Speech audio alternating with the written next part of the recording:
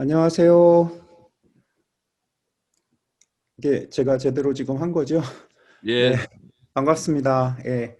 오늘 또 다시 이게 두 번째 이 모임 이렇게 시작하게 되어서 너무 기쁩니다.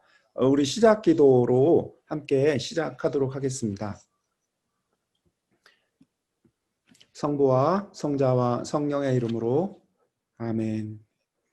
주님, 저희 당신과 조금 더 가까이 만나기 위해서 이 특별한 시간 마련했습니다. 저희 마음을 열고 당신께 더 귀 기울일 수 있는 그런 은총 내려주십시오. 우리 주 예수 그리스도를 통하여 비나이다. 아멘. 성부와 성자와 성령의 이름으로 아멘. 네, 감사합니다. 어,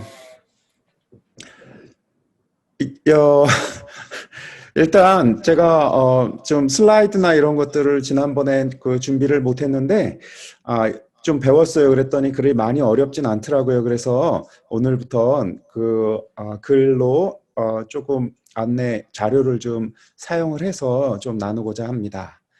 아, 그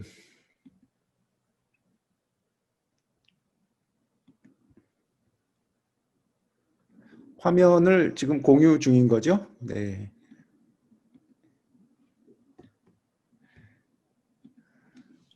예, 신부님 공유 중입니다. 네네. 걱정하지 그 마시고. 둘째 주간의 내용은 이제 기도는 찬미일 뿐이다. 조금 도전적으로 작성을 해야 했는데 이 부분은 좀 천천히 설명하기로 하고 먼저는 우리 지난주에 했었던 것 좀 먼저 좀 간단하게 요약을 좀 하고자 합니다. 지난주에 했었던 것은 제가 두 가지를 좀 나눴어요. 하나는 성찰한다라는 것, 그리고 또 하나는 그 식별한다라는 것. 이 두 가지를 좀 나눴습니다. 그래서 성찰에 관해서는 첫째 주간을 특별히 준비하는 기도의 방식이고 또 그것은 그 특별히 첫째 주간만이 아니라 앞으로 영신수련 전체 그리고 우리 삶 전체를 이렇게 과 함께 이렇게 해 나갈 때 필요한 그 도구라고 할 수가 있어요. 그래서 그 전통적으로 5가지 단계로 우리가 보통 이야기를 하는데 그것에 관해서 조금 우리가 조금 더 잘 이해할 수 있는 방식으로 좀 이렇게 나누었습니다. 그래서 첫 번째, 두 번, 감사, 조명, 성찰, 통회, 결심 이렇게 이거 아마 천형성체라든지 이런 거 배울 때 우리 배웠을 텐데 이제 그 각각의 단어가 어떤 것을 의미하고 있는지 조금 새겨보았습니다. 그래서 감사라는 것은 무엇보다 당신 현존을 고백하는 것이다.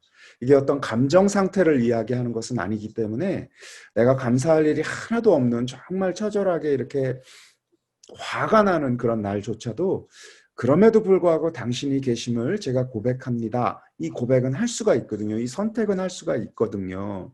그래서 그런 의미에서 우리 성찰은 기도는 감사로 시작을 해야 한다라고 말씀드렸습니다. 그래서 당신의 현존을 고백하고 그리고 고백만으로는 부족하죠. 제가 당신의 뜻을 당신의 목소리를 이렇게 좀 알아듣게 해달라는 그런 청을 합니다. 근데 이 청은 당신께서 나를 그냥 다 헤집어서 무엇인가를 이렇게 당신이 그냥 주도권을 가지고 모든 것을 다 해버리는 나는 가만히 있는데 당신이 그렇게 내 눈을 막 뜨이게 하고 하는 것이 아니라 당신 편에서 무엇인가를 하도록 제 편에서 이렇게 움직여 나갈 수 있도록 눈을 뜨도록 이렇게 해달라는 청원이기도 해요. 그래서 제 빛이 아니라 내가 보고 싶은 막 이런 방식들이 아니라 당신 빛으로 보게 해달라는 청원이기도 합니다. 그리고 이어서 성찰이라는 것은 우리가 보통 어떤 사태를 바라볼 때 몇십 년이 지나도 똑같은 위치에서 똑같은 방식으로 바라보기 쉬운데 그것을 우리는 좀 안전거리라고 얘기를 해요. 화나기 쉬운 거리이기도 하고 분노하기도 하고 그런데 우리가 성찰한다라는 것은 그 거리를 좀 깨는 일이거든요. 조금 더 가까이 다가가서 그 사태 앞에 머무는 것. 그때 우리는 우리 오래된 묵은 감정만이 아니라 내 내가 볼 수 없었던, 느낄 수 없었던 그 누군가 또 그 마음에 다가갈 수가 있어요. 내 자신도 그렇고. 그래서 조금씩 더 가까이 다가가는 선택이라고 할 수가 있습니다. 이어서 그렇게 우리가 당신을 현존을 고백하고 당신을 내가 보겠다라고, 내가 가지고 있는 것이 아니라 당신 빛으로 보겠다고 고백해 나가면서 조금씩 다가갈 때 우리 마음의 움직임들이 있어요. 이것을 사태를 좀 우리가 깨달았을 때 느끼게 되는 우리의 회심이라고 얘기할 수도 있고, 당신께를 향한 미안함이라고 할 수도 있고, 이런 여러 가지 감정일 텐데, 그 마음의 움직임들에 이렇게 응답하는 것, 머무르는 것, 이거 통회라고 할 수 있습니다. 그리고 믿는 자들은 그냥 깨닫는 것만이 아니라 한 걸음 더 나아가야 하거든요. 그래서 내가 앞으로 더 가까이 다가가겠다든지, 아니면 그래서 내가 누군가가 다가오는 것을 열어서 환영하겠다든지, 이렇게 한 걸음 내딛는 시도를 하겠다라고 결심하는 것, 그리고 마음을 그렇게 열어내는 것, 이것이 이제 우리의 성찰의 과정이고, 이것이 첫째 주간을 준비하는 마음이에요. 그래서 사실 첫째 주간의 가장 중요한 성경은 우리 삶이라고 할 수가 있습니다. 우리 안에서 활동하셨던 주님, 바로 그 주님의 움직임, 이것을 우리가 만나는 것, 이게 첫째 주간의 과제라고 할 수가 있죠. 그리고 우리가 이런 과제를 수행해 나갈 때 또 첫째 주간만이 아니라 앞으로 우리 삶 전체 안에서, 그런데 내가 지금 바른 길로 가고 있는가, 아니면 좀 먼 길로 가고 있는가를 우리가 좀 식별해 나가야 한다는 것을 나눴습니다. 이냐시오가 특별히 초대한 그 식별의 방식을 좀 이렇게 나눴어요. 우리는 두 길 중에 어느 한 길 위에 있습니다. 이게 중요해요. 우리는 이 길도 사는 것 같고 저 길도 사는 것 같고 하는 것은 거짓말이에요. 우리는 두 길 중에 한 길 위에 있기 때문에, 그래서 우리는 우리의 기도가, 우리의 삶이 당신께로 향하고 있는지 아닌지를 정말 진지하게 고백하고 식별해 내야만 해요. 아니면 우리 엉뚱한 길을 부평초처럼 이리 흔들렸다 저리 흔들렸다 이렇게 가야 하거든요. 특징은 이냐시오가 우리가 이 식별을 할 때 어떤 지금 상태를 보고선 식별을 할 것인지 이 기준을 좀 가르쳐 줬어요. 그래서 그것을 좀 나눴습니다.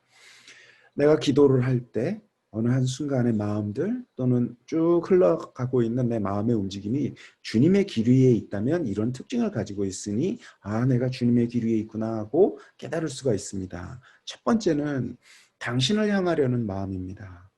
예수 그리스도를 향하려는 마음, 예수 그리스도가 에게 좀 가까이 다가가고자 하는 마음이 올라올 때, 두 번째는 당신이 나를 용서해 주시고 그 모든 것이 참으로 감사하지만 그 감사함 때문에 올라오는 뉘우치고 부끄러운 마음들, 그리고 나 자신을 열고 세상으로 조금 더 나아가려는 마음이 올라올 때, 아, 우리가 지금 주님의 길 위에 있다라는 것을 깨달을 수가 있습니다. 주님의 길 위에 있는 영혼에게 우리 영혼의 원수가 새신증을 일으킨다라고도 이렇게 경고해 주었어요. 왜 이런 거 있죠? 너 이런 사람 아니잖아. 네 원래 꼴대로 살아 등등의 목소리들이 우리를 유혹할 수 있습니다. 이런 유혹이 있을 때 우리 주님의 길 위에 있으니까 이 유혹을 유혹으로 이야기하면서 이렇게 던지고 나아가야 합니다. 주님의 길을 벗어나 있다면 이런 특징들이 있습니다.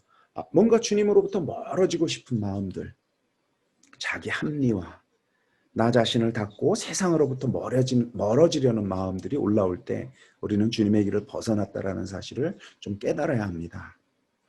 동시에 이때 우리 영혼의 그 보호자는 이렇게 우리를 인도해 줍니다. 양심의 가책을 일으키며, 아, 이건 아니지, 이런 마음들을 일으키면서 우리를 다시 주님께로 초대한다라고 했습니다. 바로 이런 식별의 기준들을 가지고 우리가 조금씩 우리 마음 안에 움직여지고 있는 것들을 이렇게 살펴보면서 내가 어디에 있는지 깨닫고, 깨달았다면 떨쳐 일어나서 주님의 길을 향하는 이 삶을 우리가 좀 살아야겠습니다.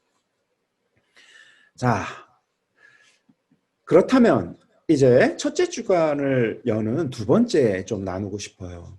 이 기도에 대해서 좀 나누고 싶어요. 기도에 대해서요, 우리가 굉장히 다양한 그 영성도 있고요. 다양하게 해석을 하고 있는데 기도가 가지고 있는 몇 가지 근본적인 특징들이 좀 있습니다. 그래서 오늘은 그 특징들을 좀 나누고 기도라는 것은 이런 방식으로 좀 해야 하는 것이구나 하고 좀 깨닫고 기도의 주제를 몇 가지 드릴 터이니 그것을 가지고 좀 우리가 같이 했으면 좋겠어요. 자, 기도의 순서가 있는데 뭐 이냐시오의 기도의 순서예요. 그런데 이 기도의 순서라고 하고 제가 옆에 그림을 좀 김호득이라고 동양화가의 작품을 감히 이렇게 좀 갖다 붙여놨는데 이게 지금 사실은 물 흘러내리는 거거든요. 그러니까 이리 부딪히고 저리 부딪히면서 물이 이렇게 흘러내리고 있어요. 제가 이 기도의 순서를 이야기하면서 왜 이런 이미지를 좀 이용을 했냐면 이거를 이렇게 화면을 이거 지워주시면 감사하겠습니다. 기도의 순서를 이렇게 할 때 이렇게 물 흘러내리는 이미지를 한 이유는 준비 기도를 하고 길잡이를 하고 청원 기도를 하고 본 기도를 하고 담화를 하고 마무리를 하고 이게 이제 이냐시오가 보통 가르쳐준 하나의 폼이에요. 형식이에요. 틀인데 모든 것이 이런 방식으로 이렇게 이루어지지 않아요. 물이 아래로 이렇게 흐를 때 마치 그냥 아무런 방해물도 없이 이렇게 그냥 쫄쫄쫄 이렇게 가지 않거든요. 튀겨져 나가고 때론 고이고 때론 막 합류하고 섞이고 이렇게 될 거거든요. 이게 비정상이 아니라는 말씀이에요. 그렇게 우리의 기도의 역동이 좀 살아있으니 이 기도의 순서라는 것을 내가 틀렸다라고 해서 이게 좀 어긋났다라고 해서 막 이렇게 불안해하고 하실 필요는 없습니다. 근데 제가 먼저 기도의 순서를 좀 나누는 이유는 어떤 틀이 앞으로 이렇게 기도라는 것을 우리가 해나갈 때 도움이 좀 될 것 같기 때문에 먼저 좀 나눌게요. 일단 준비기도라는 것은 항상 우리가 하는 것인데 이 준비기도는 제가 수련원에서 배웠던 문구를 먼저 좀 쭉 한번 읊어볼게요. 외우라고, 여러분도 모두가 외우라고 어디다 써놓으라고 드리는 말씀은 아니니까 그냥 그렇게들 하는구나 하고 이렇게 한번 들으시면 돼요. 제가 수련원 배울 때 이렇게 배웠어요. 준비기도란 주님, 제가 가진 모든 의향과 행위와 마음의 움직임이 오로지 당신께 대한 찬미와 봉사로 질서 잡히게 해주소서. 이 말 구절 하나도 안 틀리고 항상 이것을 우리가 이제 반복을 하거든요. 제 모든 의향과 행위와 마음의 움직임이 오로지 당신께 대한 찬미와 봉사로 질서 잡히게 해주소서. 벌써 말도 좀 어렵죠. 이게 뭐가 좀 그럴듯하긴 한데 이게 좀 어려운데 이 준비기도란 이냐시오의 그 원리와 기초라고 영신수련을 여는 가장 기본적인 입구에 해당하는 그 대원칙이 하나 있습니다. 그것을 원리와 기초라고 하는데 이 원리의 기초를 요약한 것이에요. 그럼 원리와 기초란 건 도대체 무엇이냐? 그것은요. 왜 어르신들은 좀 아실지도 모르겠어요. 그 요리문답이라고 하죠. 우리 천영성체라든지 세례받을 때 배웠던 우리 인간은 왜 태어났느냐? 하나님을 공경하고 찬미하기 위해서 이다와 같은 게 이제 요리문답인데 이게 베드로 카니시오 성인이 쓴 요리문답인데 그분이 이냐시오 영성을 사는 예수연이거든요. 그래서 요리문답도 그렇게 썼어요. 이게 다 같은 말입니다. 준비기도란 한마디로 얘기해서 앞으로 내 모든 기도와 기도만이 아니라 내 모든 삶이 당신을 위해서 쓰여지게 해주십시오 라는 우리의 간절한 바람을 바라는 거예요. 그러니 이걸 요약을 해서요. 내가 생각을 하는 것이든 말하는 것이든 행동하는 것이든 느낌까지도 그 모든 것이 당신을 위해서 사용하게 해주십시오 하고 주도권을 당신께 드리는 겁니다. 다시 더 요약해서 얘기하면 이렇게 우리가 준비기도를 하면 돼요. 주님, 제 모든 것이 당신 것입니다. 그렇게 되게 해주십시오. 이렇게 청하는 거거든요. 이게 준비기도입니다. 제 모든 것이 당신 것입니다. 너무나 당연한 것 같아 보여도요. 사실은 이게 우리 삶과는 많이 거리가 있는 그리고 우리 생활을 보통 지배하고 있는 우리의 정서와는 거리가 굉장히 먼 이야기예요. 그러니 이것은 준비기도는 계속해서 달려오다가 내 삶을 내 중심으로 이렇게 달려가다가 멈추는 행위에 해당해요. 그래서 준비기도는 굉장히 중요해요. 주님, 모든 것이 당신 것이 되게 해주십시오. 모든 것이. 이게 이제 준비기도의 정신이고, 두 번째 길잡이는 이냐시오는 이걸 두 갈래로 이야기를 했는데, 하나는 성경 말씀, 우리가 기도하려고 하는 내용을 떠올리는 것, 그 줄거리를 떠올리는 것, 또 하나는 그 성경 말씀의 줄거리가 이루어지고 있는 장면을 떠올리는 것, 이렇게 좀 구별을 하는데, 사실은 이건 좀 역사적인 맥락이 있어요.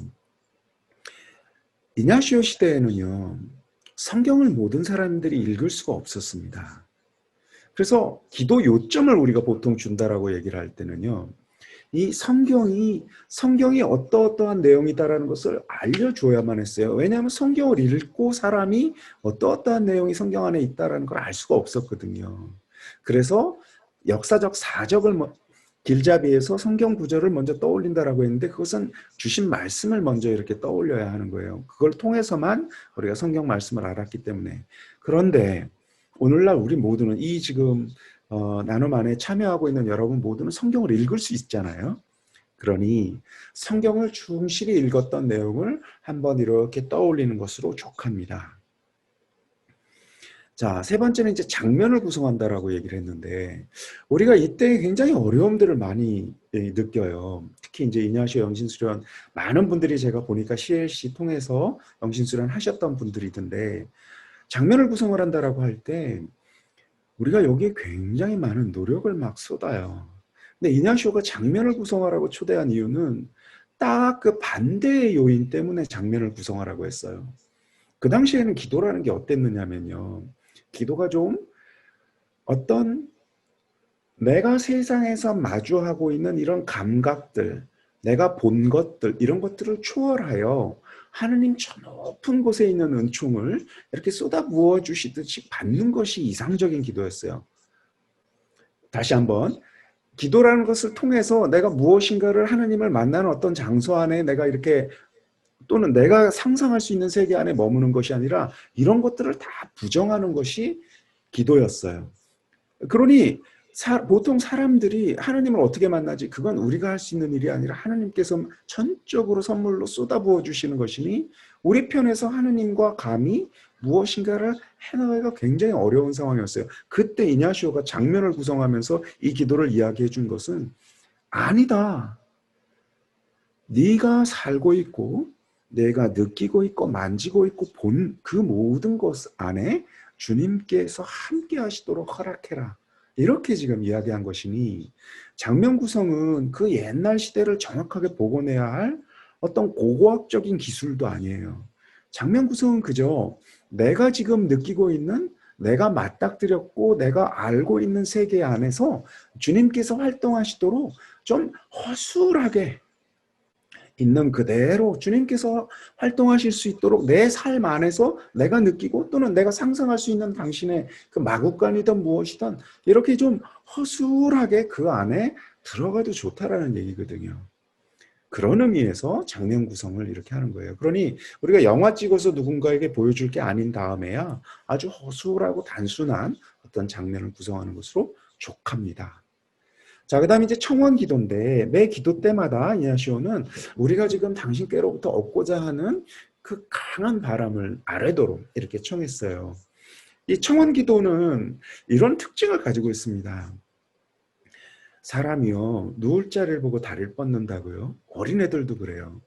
이게 뭔가 주실만 하다라고 느껴질 때, 또는 혹은 나에게 무엇인가를 줄 만한 사람이 주는 사람이다라고 내가 뭔가 좀 믿을 구석이 있을 때, 그때 우리가 뭘 청해요. 왜 그렇잖아요. 우리도 아무한테나 뭘 아무거나 막 청합니까? 우리가 그 사람한테는 청해도 되고, 그 사람한테는 이만큼 청하면 이만큼 줄 거야 라고 할 때 우리가 청하는 거잖아요. 그래서 이 청원 기도는요, 사실은 어른들일수록 잘 안 하게 돼요. 알거든요. 당신 내가 이런 거 청해봐야 이런 거 주시지 않을 것 같으니까. 그리고 그냥 당신한테는 내가 이러이러한 큰 거, 내가 원하는 것은 뭐 그런 게 아니지만 그냥 큰 거, 그냥 당신 듣기 좋은 소리들, 우리 자꾸 이렇게 우리가 보통 일상에서 살아왔던 어떤 그 관계들로 이렇게 계속 연장해서 당신과의 관계도 가게 되는데, 청원 기도는 정말 당신께서 우리의 청을 들어주시리라는 그 관계를 내가 고백하는 거예요. 그러니 좀 과감할 필요도 있고요. 좀 해야 돼요. 해버릇해야 돼요. 그래서 진심으로 내가 원하는 것을 청해 버릇해야 이 청하는 것도 늡니다. 그러니 청기도가 있습니다. 첫째 주간은 보통 우리가 깊은 내적 인식을 청하라고 우리 어른들이 많이 기도해요. 내적 인식. 근데 이제 사실은 이 내적 인식이라는 게 그 하나의 고유 명사예요. 특정한 뜻이 있어요. 그것은 알므로써 변화하는 인식이다라는 뜻이에요. 다시 한번. 알므로써 변화하는 인식. 그게 이제 내적 인식인데 그게 무슨 뜻이냐면 왜 누군가가 저를 사랑을 한다라고 고백을 받으면요. 그래서 그걸 알았어요. 내가 그 사람이 나를 사랑하는 걸 알았어요. 그러면 내가 그 사람과의 관계가 변하죠. 벌써 그 사람 바라보는 눈이 내가 달라질 거예요. 누군가가 나에게 뭔가 고백을 하려고 막 하고 있어요. 그럼 나는 벌써 그 사람에게 고개를 돌리고 그 사람이 하는 모든 행위에 주시하게 되겠죠. 알면요. 참 내적 지금 이야기하는 우리가 청하고자 하는 내적 인식은 바로 이렇게 알았을 때 우리의 삶이 변화하는 인식, 이것을 뜻해요. 그래서 주님께 주님, 제가 당신을 향한 그렇게 내적 인식을 주십시오. 제가 당신을 알고 정말 그 마음을 알아서 내가 변화하게 되는 그런 인식을 좀 주십시오 하고 청하는 겁니다. 그러니까 이건 지식이 아니죠. 당신이 어떠한 사람이다라는 것만이 아닙니다. 나와의 관계 안에서 당신이 어떤 분이신가를 내가 알 때 내가 그것을 통해서 알을 통해서 내가 변화할 수 있는 인식을 청하는 거예요. 자, 본기도는 그 안에서 어떻게 머무르느냐인데 이건 제가 뒤에 좀 나누겠습니다. 그 다음 이제 담화는 기도가 끝나고 나서 대화를 하는 것인데 많은 분들이 이거 어려워해요. 왜냐하면 아니 뭐 내 편에서 얘기를 한다 한들 주님께서 한마디 해주셔야 이게 담화라는 게 가능한데 그냥 내 얘기만 계속 하는 게 어떻게 이게 담화일까? 우리가 이렇게 이야기하기 쉽거든요. 그런데 이렇게 한 번이 아니라 제 이야기가 아니라 많은 영적 스승들은 이렇게 얘기해요. 우리가 주님의 언어를 다양한 방식으로 이해하려고 노력을 하는데 마이스터 에크하르트 이렇게 얘기하죠. 하나님의 언어는 침묵이다고. 많은 어른들이요. 하나님의 언어는 침묵이다. 이렇게 얘기했어요.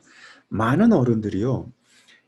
하나님의 언어를 익숙하기 위해서는 당신이 가진 그 침묵에 우리도 좀 익숙해져야 돼요.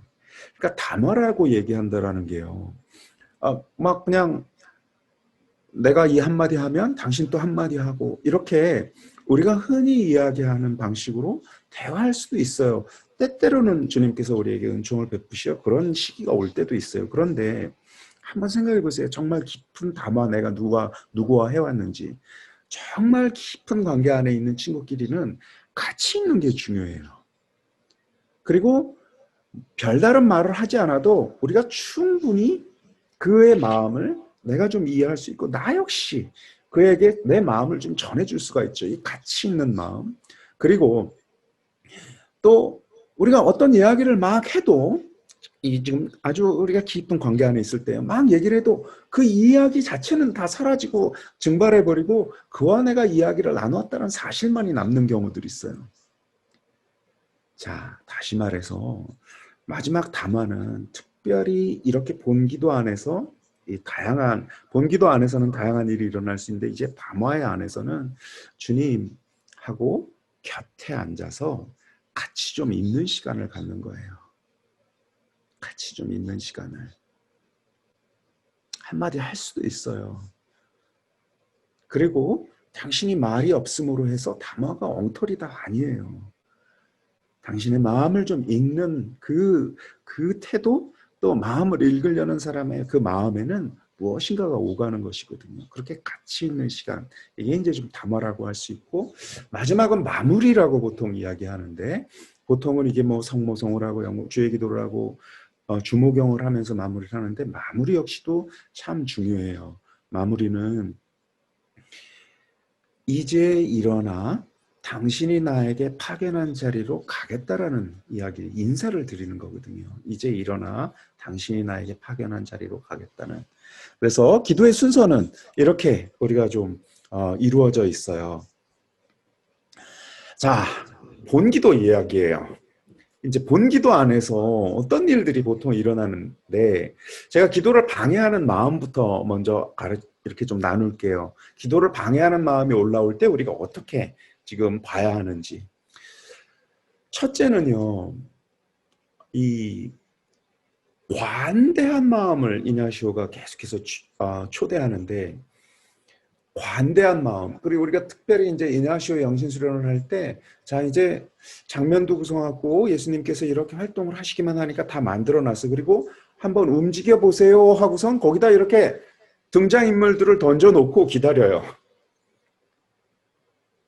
성경 구절 이렇게 떠올리고 거기다 등장인물들을 던져놓고 이렇게 저기서 관객이 되어서 이제 보려는 마음들이 있어요.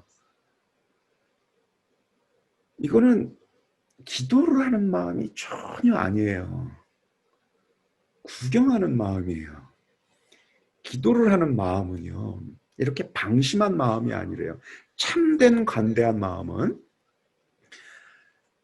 작은 것 안에서도 당신을 발견하려는 그 강한 절실함을 가지고 기도 안에 머물러야 돼요.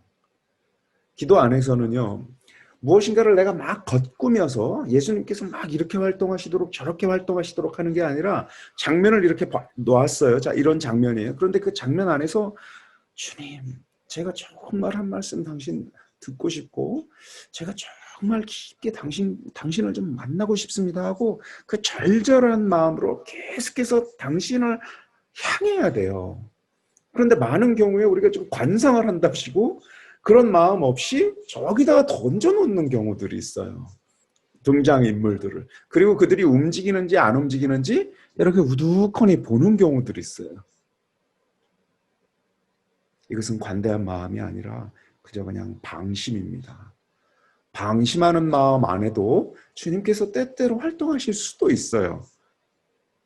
그런데 주님은 그렇게 강제력을 쓰시는 분이 아니에요. 그래서 기도하는 마음 안에 있어서는 너무나 절실한 마음이 필요한데 우리가 수동적인 관상이라는 미명하에 전혀 그런 절실함을 가지지 않고 그저 그냥 방심한 상태로 방치해 놓고 분심이 올라오면 올라오는 대로 저기 갔다 여기 갔다 뛰어다니다가 시간을 그냥 이렇게 허비하는 경우들이 있어요. 이게 첫 번째, 그리고 많은 경우에 이 반복되는 하나의 그 어려움입니다. 그러면 어떻게 해야 할까? 이를테면 이런 거예요. 제가 이제 오늘 뒤에 그 성경 구절 짧은 것을 들 텐데 주님께서 이제 문을 두드리고 계셔요. 부르고 계셔요. 제 이름을. 자, 그런데 나의 마음, 주님께서 나를 부르고 계신데 내 마음이 하나도 안 움직여. 그리고 저 멀리 있어. 그러면 계속해서 주님, 더 제 마음이 움직일 수 있도록, 제가 들을 수 있도록, 제가 움직일 수 있도록 그 간절함을 가지고, 움직여지지 않는 마음의 그 답답함을 가지고 계속해서 거기 머무르는 거예요. 그게 머무르는 겁니다. 그렇게 몇 번 했는데 안 들려. 그럼 다시 그저 그냥 거기 끈을 놓아버리는 것. 더 이상 문을 두드리는 것은 이제 멈추는 것. 이런 것들은 기도가 아니에요. 부르시는 것을 한 시간이면 한 시간씩 계속해서 부르시도록 내가 계속해서 그 안에서 좀 머무르는 것. 힘을 좀 써야 해요. 그러니까 힘을 쓴다라는 게 부르셨다. 그러니까 나는 문을 열고 나갔다. 이런 식의 이야기를 만들려는 게 아니라 진심으로 내 마음 안에서 움직여지도록 그 자리에 좀 머물러 있어야 돼요. 자, 이게 이제 좀 진짜 되게 관대한 마음이고요. 두 번째는 오늘이 이제 한국에서는 대학 옛날은 학력고사고 예비고사도 있었고 지금은 수능이라고 하는데 내일이 이제 수능 날이에요. 우리 삶 전체가요. 어디에 굉장히 익숙하냐면요. 평가하고 단죄하는 데 익숙해요.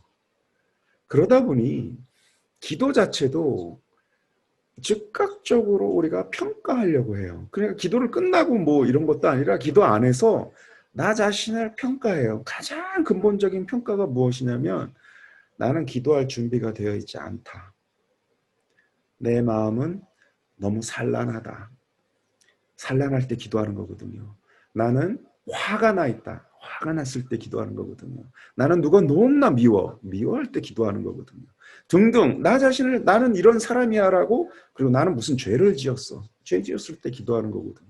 등등 이런 식으로 나를 딱 평가하고 단죄를 해버려요. 이렇게 평가하고 단죄를 하니까 그 다음 기도 안에 들어갈 때 가장 강력한 그건 뭐냐면 재판장에 들어간 사람이 되니까 안절부절할 수가 없어요. 거기 안에 들어가고 싶지가 않아요. 기도 안에 들어가고 싶지가 않아요. 차라리 어떤 마음이 올라오냐면 나 이렇게 나쁜 사람이니까 차라리 공덕을 좀 쌓고 싶어요. 당신께서 좋아할 만한 공덕을. 그러니까 기도라는 거 해봤는데 가서 막 안절부절하고 어쩔 줄도 몰라 있고 뭐 차라리 그냥 묵주기도를 한 번 했으면 내가 그래도 묵주기도를 한 번 주님께 드린 게 될 텐데 어쩌지도 못하고선 그냥 있다가 나왔으니 이 기도는 뭐 한 것도 아니고 안 한 것도 아니고 이거 뭐 아무것도 아닌 그런 판단이 계속해서 안에서 올라오거든요. 생각해 보세요. 우리의 자녀가요. 걔가 지금 어떤 잘못을 저질렀어요. 그런데 무엇인가 당신께로 향하고자 하는 마음이 있어요. 그렇다고 해서 잘못을 이제 딱 끊었다라는 얘기가 아니에요. 어떤 변화가 그 당시에 딱 있었다라는 얘기가 아니에요. 그런 향하고자 하는 마음으로 어쩔 줄 몰라 하면서 당신 앞에 1시간 있었다라고 치자고요.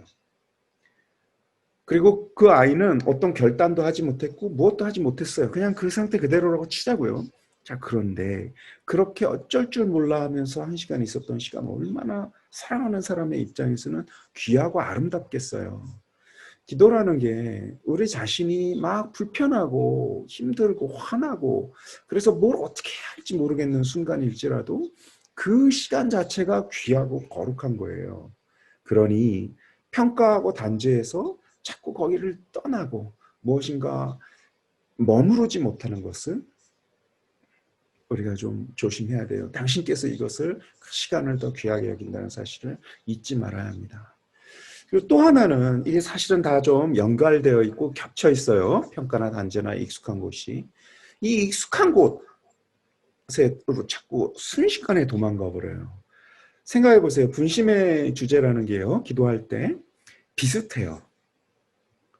뭐 이렇게 늘 새로운 분심을 하는 게 아니에요. 분심이라는 게 비슷해요. 어떤 두려움, 낯선 곳을 딱 내가 마주했을 때 내가 도망치는 곳이 비슷해요. 생각하거나 어떤 하는 것들이 비슷한 영역 안에서 계속 반복해서 몇 가지 것들이 또다시 작동하고 있는 것이거든요. 평생을 그렇게 할 수도 있어요. 성찰하지 않으면. 70년, 80년, 90년 길지 않아요. 똑같은 방식의 분심을 평생 하면서 갈 수도 있거든요. 익숙한 곳으로 우리가 가기 때문에 그래요. 익숙한 곳. 분심이라는 게 알 수 없는 그 무엇이 아니라 굉장히 익숙한 곳이에요.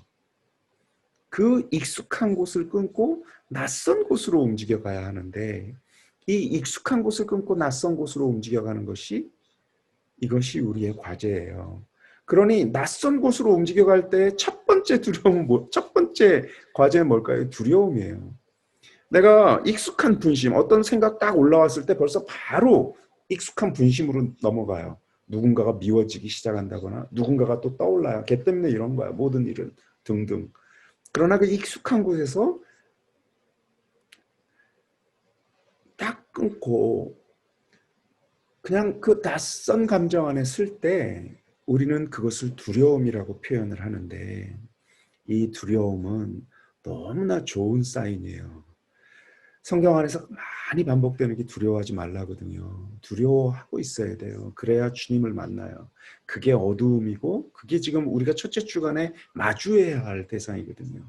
그러니 낯선 곳 두려움 안에 머물러야 돼요. 이게 참 쉽지 않아요. 익숙하지 않은데 이 기도 안에서 우리가 할 수가 있고 해야만 해요. 그래서 두려워하는 마음이 올라올 때마다 즉각적으로 우리가 익숙한 곳으로 가는 것이니 이걸 조심해야 돼요. 그 다음 또 하나는 기도를 방해하는 마음은 의미를 찾으려고 그래요. 계속해서 의미를. 답을 찾으려고 그래요. 이 파악하려고 하거든요. 움켜쥐려고 그래요. 손으로. 제가 사실은 기도란 참미다라고 이렇게 감히 표현을 했는데 바로 이 내용이에요. 무엇인가 내가 기도라는 것을 내가 가지고 있고 이해하고 있고 무엇인가로 딱 옮겼을 때 호주머니에 든 어떤 곳이든 잘 보관하고 싶거든요.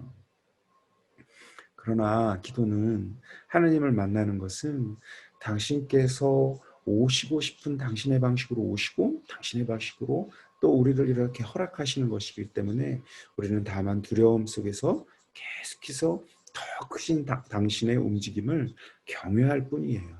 찬미할 뿐입니다. 자, 이 부분은 조금 더 뒤에 우리가 좀 얘기를 할게요.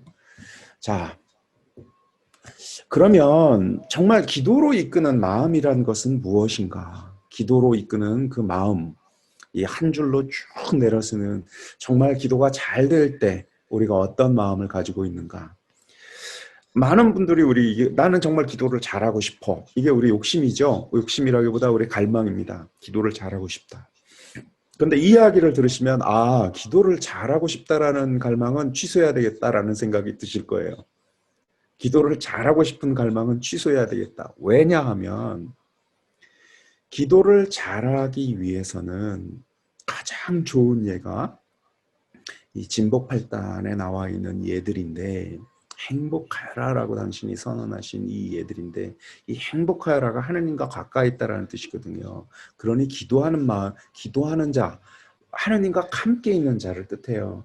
정말 하나님과 함께하고 있는 이 자들은 어떤 사람들이냐면 완전히 무너진 사람들이거나 내팽개쳐진 사람이거나 아니면 저 멀찍이에서 어찌할 바를 모르거나 아니면 계란으로 바위치고 있는 사람들인 거예요.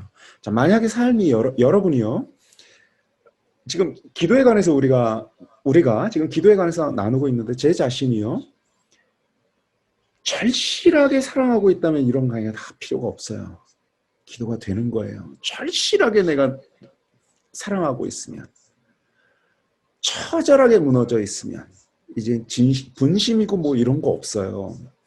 우리가 지금 아주 철저하게 무너져 있고 철저하게 아무것도 당신 이외에는 회복할 수 없는 상태가 되었다면 이제 기도는 그 상태 안에서 자연스럽게 당신을 향하게 돼 있는데, 자, 그렇다면 내 기도가 왜 이렇게 좀 흔들리고 있을까는 사실은 우리 편에서의 이 진복팔단의 지금 이 마음 안에서부터 좀 멀기 때문일 거라 생각할 수 있어요. 자, 기도로 이끄는 마음을 이렇게 진복팔단으로 말씀을 드리는 이유는 우리가 조금 기도할 때 욕심을 내는 것은 조금 이렇게 내려놔야 할 필요가 있다. 어떤 의미에서 자연스럽게 우리 안에서 올라오는 우리 삶의 처지, 이것들과 연관되어 있다라는 말씀을 좀 드리고자 하기 때문이에요. 어느 때 우리가 더 기도 안에 깊게 들어가는가? 마음이 가난한 사람들이라고 이야기할 수 있는데, 이게 아나빔이라고 히브리 말로 해요. 마음이 가난한 사람들은요, 유배된 사람들, 무너진 사람들, 욕심을 낼 수 없는 사람들, 가진 게 없는 사람들을 뜻해요. 내가 지금 무엇인가 욕심낼 수도 없는 사람이라면, 그 다음 두 번째, 슬퍼하는 사람, 이거 잃어버린 사람을 뜻해요. 울고 있는 사람을 뜻하는데, 특별히 이 슬퍼하는 애곡하는 자는 가장 사랑하는 자를 잃어버린 사람을 뜻한다라고 해요.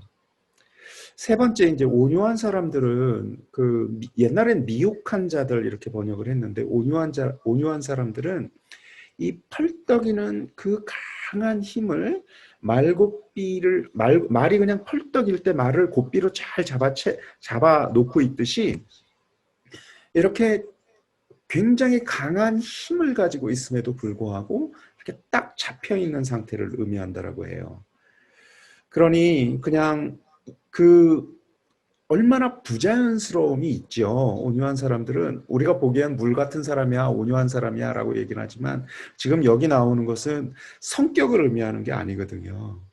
성격이 아니라 지금 그가 있는 그의 삶의 상태를 의미하고 있는데, 이 온유하다라는 것은 그가 자기 뜻대로 지금 뛰쳐나가지 못하는 그 마음을 뜻해요. 그러니 굉장히 큰 답답함 또는 그 어떤 그 무엇이 지금 있죠. 의로움에 줄이고 목마른 사람들, 부정의에 휩싸여져 있는 사람을 뜻한다라고 해요. 옛날엔 누군가 등쳐먹기 쉬운 고아나 과부들, 이 사람들이 의로움에 줄이고 목마른 사람들을 뜻한다라고 했거든요. 자비로운 사람들은 이 자비라는 게 라훔이라고 히브리 말인데 이게 지금 자궁이라는 단어와 같은 그 자음을 써요. 다시 말해서 자비로운 사람은 누군가를 내 자궁 안에 품었던 사람으로 보는 사람을 뜻해요. 그러니까 누군가를 부모로서 마주하는 사람이에요. 이래가지고 세상은 어떻게 살겠어요? 이거 부모는 모든 사람에게 의리잖아요. 자식에게 의리잖아요. 자비로운 사람들이 그런 뜻이에요. 마음이 깨끗한 사람들은 무엇을 뜻하느냐면 이때 이 깨끗하다라는 뜻이 한 번도 때타지 않은 깨끗함이 아니라 아주 더러운데 이렇게 빨래가 되어 있는 상태의 깨끗함이에요. 뿔쭉뿔쭉 삐쳐나간 가지가 이렇게 전지가 치어져 있는 상태예요. 그러니까 마음이 깨끗한 사람은 좀 누리끼리한 깨끗함을 뜻해요. 평화를 이루는 사람들, 이쪽 저쪽에서 욕먹겠죠. 의로움 때문에 박해를 받는 사람들, 이것은 더 이상 설명이 필요하지 않죠. 자, 우리가 그냥 좀 자연스럽게 기도로 이끄는 마음 또는 내가 기도를 좀 더 잘하고 싶어요라고 얘기를 했을 때는 방법이 문제가 아닌 거예요. 우리 삶의 자리가 어디에 있느냐가 지금 이슈예요. 내가 지금 마음이 가난하고 슬퍼하고 온유하고 의로움에 줄이고 목말라 있는지 자비로운지 마음이 깨끗한지 평화를 이루는지 의로움 때문에 박해를 받고 있는지 물어야 해요.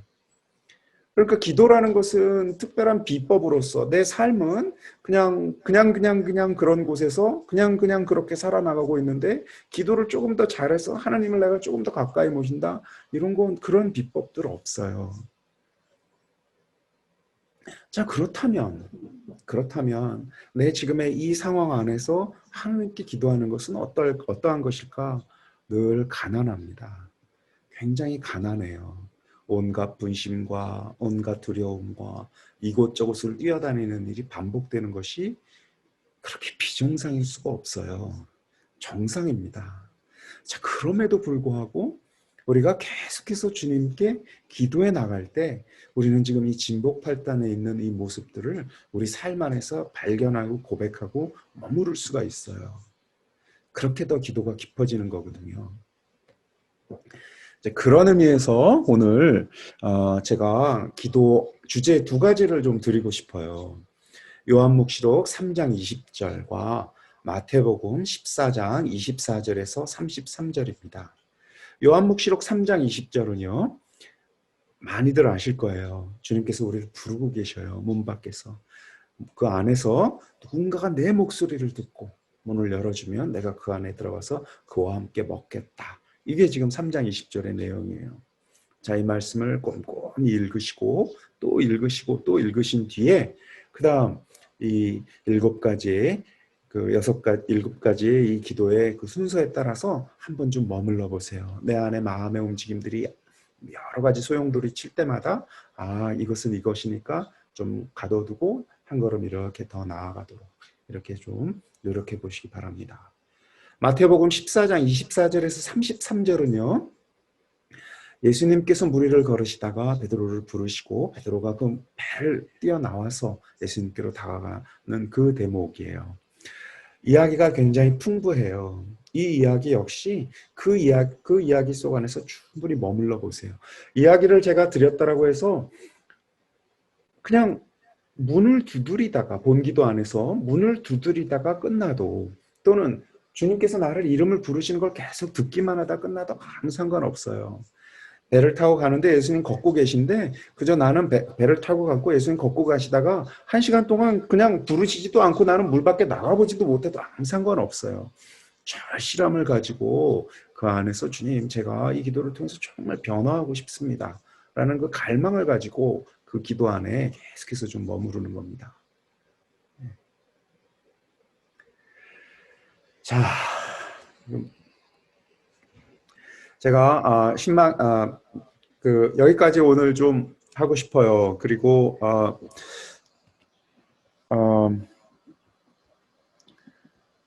네.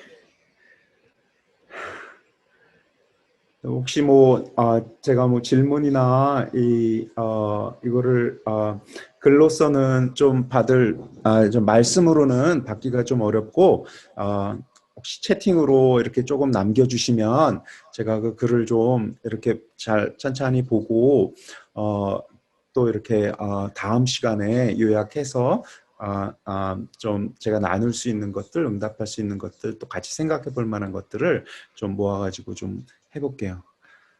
네, 좀 일찍 끝나도 되는 거죠? 네, 신부님, 괜찮고, 네, 어, 혹시 뭐, 지난번, 월요일 날 강의 후에, 그때 많은 질문들이 있었는데, 혹시 신부님 그걸 쭉 한번 보셨는데, 혹시 대답하실 만한 것이 있으시면 하시고, 또 네, 오늘 네, 이렇게 질문은 별로 없으셨어요. 근데 맨 마지막에 지금 올라와 있는, 요 네. 질문들이,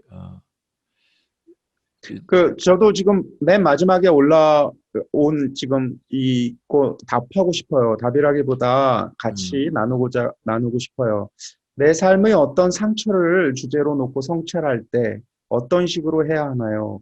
그 사건을 시간의 흐름대로 보는 것인가요? 그 사건 현장으로 가는 것인가요? 이렇게 질문을 주셨는데, 첫째, 이 질문을 지금 주신 것 자체가 내가 지금 이 질문을 주제화시킬 수 있다라는 것. 그래서 내가 이걸 기도의 주제로 지금 삼겠다라는 지금 이 질문을 보면서 정말 거대한 한 걸음을 지금 걸은 거라고 저는 확신해요. 그러니까 내 삶의 어떤 상처라고 지금 이야기하신 그 대목이 이게 이런 빛깔이 좀 있어요. 어떤 상처는 아예 그걸 이제 다시 떠올린다거나 주제화시키거나 하는 것을 이제 생각이 안 나는 경우들이 있어요. 이게 그냥 그 더 이상 뭐 상처 있어 그러면 나 없어 몰라 이렇게 생각이 안 나는 경우들. 생각이 나긴 하되 시시때때로 나긴 하되 아주 강렬한 그 무엇으로 나를 탁 찌르기 때문에 내가 그걸 가지고선 생각을 한다라는 건 정말 내가 감당할 수 없고 너무 파괴적이 돼서 내가 패닉이 일어날 수 있거든요. 이를테면 그거는 누군가 모두에게 다 설명할 수 있는 세계가 아니에요. 저는 사실은 이렇게 살아서 돌아다니는 닭을 무서워해요. 그 알렉트로포비아라고 그런 사람들이 있어요. 옛날엔 비둘기도 무서워했는데 이제 비둘기는 좀 괜찮아졌는데 닭은 너무나 힘들어요. 어, 그런 저에게 닭을 지금 닭이랑 화해해라 뭐 좋게 얘기해요. 근데 뭘 어떻게 화해를 해요? 내가 그거 보면은 깜짝 놀라고 근육이 굳고 땀이 흐르고 하는데 뭘 어떻게 화해를 하겠어요? 피하는 수밖에 길이 없거든요. 그래서 시골길을 걸을 때도 길 가로 걷질 못해요. 거긴 닭이 나올지도 모르고 차가 오거나 말거나 길 가운데로 걸어야 되거든요. 그러면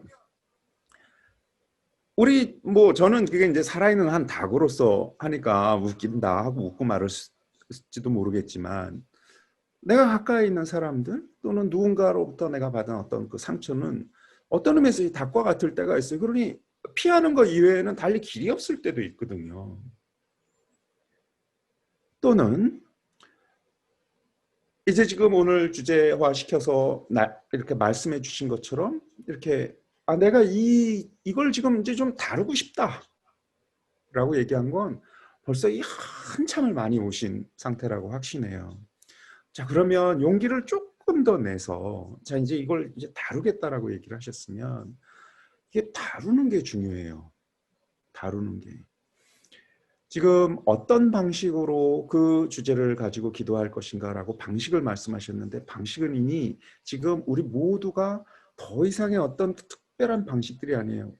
누군가에게 누군가와 화해하려면 어떻게 해야 됩니까? 다가가야 되거든요.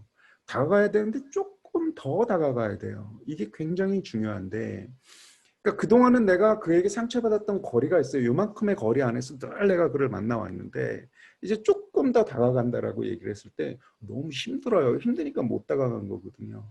그래서 조금 더 이 거리를 좁혀서 그에게 아주 가까이에 다가가서 나는 그의 냄새조차도, 그의 다른 모습조차도, 그의 뒤통수조차도 난 기억할 수 없는 그 많은 것들을, 새로운 것들을 좀 봐야 하는 거거든요. 다가갔을 때 보여요. 자, 그렇게 나는 힘이 없는데, 예, 힘 없어요. 그 결단을 어떻게 할 수 있을까? 예. 중요한 것은 예수님도 그 결단은 대신해 줄 수 없어요. 예수님도 하느님도 그 결단은 대신해 줄 수 없어요. 오직 나만이 그 결단을 한 걸음 더 나아갈 수 있는 그 결단을 그 시도를 해볼 수가 있거든요. 그래서 기도라는 형식으로 했을 때 힘들면 걸으면서 하셔도 되고 어떤 방식으로 해도 되고 한 걸음을 더 다가가는 것, 이것이 가장 중요하고 그 다음은 다가갈 때마다 가르쳐 주실 겁니다. 우리가 영의 식별을 지금 배우는 이유는 수없이 다양한 방식으로 당신께서 나를 이렇게 이끄실 텐데 이 이끄시는 것을 그때그때 당신이 이끄신 것인지 아닌지를 확인해 나가기 위해서거든요. 그러니 하실 수 있고 이미 질문 안에 저는 충분히 이렇게 길을 걸어내 가실 수 있다라고 확신해요. 이미 질문에 답이 다 달려 있어요. 어떻게 하고 싶은가만 어떻게만 빼시면 돼요. 하고 싶으신가? 예라면 그러면 한 걸음 다가가면 그 다음 주님께서 끌고 가실 거예요. 딱 한 걸음만 가시면 그 다음 당신께서 모든 것을 한 걸음만 다가가면 해주실 거거든요. 영신수련의 가장 중요한 정신은 마지스입니다. 마지스는 조금 더라는 뜻이거든요. 아우 이만큼이면 됐어. 우리 영혼의 적이 하는 얘기입니다. 한 걸음만 더. 이게 우리 주님께서 우리에게 믿는 이들에게 초대하시는 바예요. 한 걸음만 더. 딱 이만큼 우리 살아 있습니다. 멈추는 순간 우린 그냥 죽는 거예요. 딱 한 걸음만 더 갈 때. 나 지금까지 해온 것도 너무 힘들었어. 뭘 더 어떻게 가? 아무도 가라고 안 합니다. 아무도 가라고 할 수 없습니다. 나보고 화해하라고 얘기한 그런 소리들 다 헛소리입니다. 어느 누구도 나에게 그런 얘기 하라고 할 수 없어요. 주님도 안 하시는데 누가 그런 얘기를 나게 하겠습니까? 주님께서 저 깊은 곳에 초대하시는 것은 그냥 문 밖에서 부르시는 거니까 내가 와야겠다라고 나가면 그러면 주님께서 그 나머지는 다 정말 해 나가실 거예요. 한 걸음씩 한 걸음씩. 그리고 한 번 그 길로 나아간 자는 절대로 과거의 길로 못 간다라고 했어요. 그만큼 그 길은 깊고 기쁜 길입니다. 화해의 길은 그만큼 깊고 깊은 길입니다. 한 번 그 길을 내디든 자는 결코 저 뒷길을 못 가요. 그러니 지금 그 질문 그저 정말 자매님 안에서만 올라온 게 아니라 주님께서 초대하신 것에 대한 자매님의 응답이니 계속 한 걸음 더 나아가시기를 빕니다. 화이팅입니다. 어떤 답, 화해를 해서 어떠한 것이 되고 어떠한 무엇인 딴딴따단 해가지고 무슨 이렇게 손잡고 살아나가고 이런 거 그런 거 아닙니다. 내가 화해를 하고 용서를 하고 뭐 했는데 배은망덕한 행위를 할지도 몰라요. 그는 그것 때문에 그가 나에게 다시 감사하다는 말을 듣자고 우리가 화해하는 게 아니잖아요. 그가 나에게 또는 어떤 정의가 바로 잡혀서 뭐가 이렇게 다 모든 게 바뀌기 위해서 하는 게 아니에요. 이건 그야말로 내 편에서 주님께 드리는 선물입니다. 그야말로 내 편에서 주님께 드리는 선물이에요. 사람에게서 받을 수 있는 보상이 아닙니다. 내가 이렇게 해본들 아무것도 변화하는 게 없어. 아니 예수님도 세상을 지금 제대로 못 변화시켰는데 우리는 뭔 수라고 내가 그거 그까짓 거 한번 하고서 세상이 그렇게 변해야 되겠어요? 우리 편에서 드릴 수 있는 선물입니다. 언젠가 우리가 주님 앞에 와서 내가 하나는 당신께 드릴 수 있다라고 얘기는 해야 되지 않겠어요? 그러니 이것은 한 걸음 더 나아가시면 그 다음 주님께서 끌고 가실 것입니다. 질문 너무나 감사해요. 첫째 주간에 은총이 이미 딱 그 질문에 있거든요. 감사합니다. 신부님 고맙습니다. 여기 다 함께 들어주셔서 너무나 감사해요. 예. 신부님 오늘 수고하셨고 또 예. 다음 주 월요일입니다. 그죠? 다음 주 월요일은 어디서 하실 건가요? 다음 주 월요일은 예수회 거기 센터가 다 된대요. 그래서 거기 가서 하려고요. 예, 좀 예. 더 환경이 좀 좋은 데서 하실 수 네. 있고, 예. 아까 어떤 분 중에 질문이 신부님 얼굴이 너무 작게 나와서, 그래서 아니, 좀 작을수록 답답하다 좋죠. 하셨는데, 더 아, 예. 좋은 예. 환경에서 다음 주 하실 거고, 네. 신부님 제가 한 1, 2분 정도 공지사항하고 아, 마지막 그럼요, 마친 그럼요. 기도 예, 예. 해주시겠어요? 1, 네네. 2분 정도 제가 공지사항을 조금 알려드리겠습니다. 예. 어, 화면 공유가 보이시나요? 네, 네, 잘 예, 보입니다. 예, 좋습니다. 여기 예수의 후원에 이렇게 보면은 가시면은 저희들 이렇게 그 홈피가 있습니다. 제가 여기 여러 가지 자료들이 있는데 후원의 활동 누르시면은 오늘 지금 여기 올라간 이 자료가 지난번 강의 자료예요. 지난번 월요일 날 이근상 신부님께서 강의하신 자료 제목이 좀 이렇게 됐는데 이거 올라가 있습니다. 그래서 오늘 강의 자료는 저희들이 다시 또 올리도록 하겠습니다. 이렇게 되어져 있고 내일 저희들 또 강의가 있어요. 이제 저희 예수의 심종혁 신부님께서 하시는 강의가 한국 시간으로 서울 시간으로 9시에 하나, 11시에 하나 같은 강의를 두 번을 연달아 이렇게 하고 하십니다. 그래서 그 자료도 이렇게 같이 이렇게 올라가 있고 여기에 저희 강의 일정표가 여기 안 나와 있는데 여기 보면은 예. 이제 지금 우리 직원이 예, 이렇게 나왔습니다.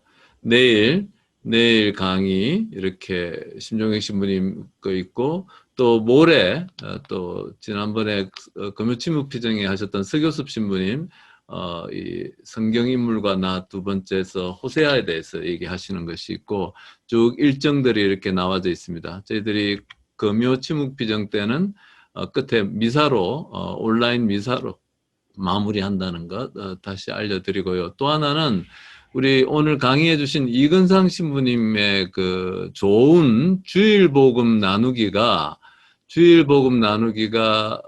여기에 그 저기 유튜브에 올라와 있습니다. 그래서 여러분들께서 이렇게 후원해서 뭐 어디든지 가셔도 좋습니다. 유튜브에 가면은 매주일 날 이렇게 주일날 복음에 대해서 이근상 신부님께서 아주 짧고 좋은 강론을 올리시고 계시거든요. 그래서 여러분들께서 이것도 같이 이용해 주시기를 부탁드리고 또 이근상 신부님의 주일 복음 나누기는 12월까지만 있고 내년에는 전임 광구장이신 신원식 신부님의 강론도 올릴 거고 또 다른 신부님들의 강론들이 지금 계획되어져 있습니다. 그래서 여러분들께서 유튜브에 가셔서 이렇게 좋은 주일 복음도 여러분들이 들으실 수 있다는 것 알려드리겠습니다.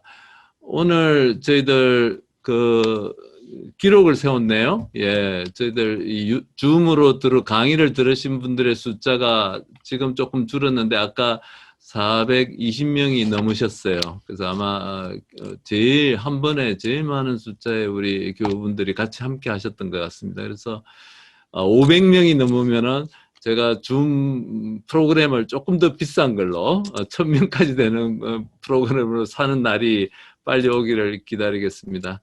오늘 신부님 수고하셨고 월요일 날 또 뵙겠습니다. 네, 예, 감사합니다. 예, 네. 좋습니다. 신부님 오늘 또 뭐 한 말씀 하셔도 되고 또 기도해 주시면 아니요, 감사하겠습니다. 아니요. 우리 예, 성모송 같이 하고 끝냈으면 좋겠어요. 예. 예, 은총에 가득하신 마리아님 기뻐하소서. 주님께서 함께 계시니 연중에 복되시며 태중의 아들 예수님 또한 복되시나이다. 천주의 성모 천주의 성모 마리아님 마리아님, 이제와 저희 이제와 죽을 때 저희 죽을 때 저희 저희를 죄인을 위하여 위하여 비로소서. 비로소서. 아멘. 아멘. 이리의 성모님 저희를 저희를 위하여 위하여 비로소서. 성부와 성자와 성령의 이름으로 아멘. 예, 합니다. 수고하셨습니다. 네. 방금 질문이 하나 들어왔는데 유튜브 주소가 주일복음 나누기인가요? 이렇게 되어져 있는데 예수의 후원에 치시면은 되겠습니다. 예수의 후원에 치시면은 여러 복음들이 쭉 신부님께서 8월 달이었나요? 8월 달부터 복음들이 쭉 매주일 이렇게 올라와 있거든요. 같이 이렇게 돌아서 다 하셔서 그전 거 들으셔도 되고 좋습니다. 예, 신부님 감사합니다. 네, 신부님과 인사하시고 손 흔들어서 인사하시고 예.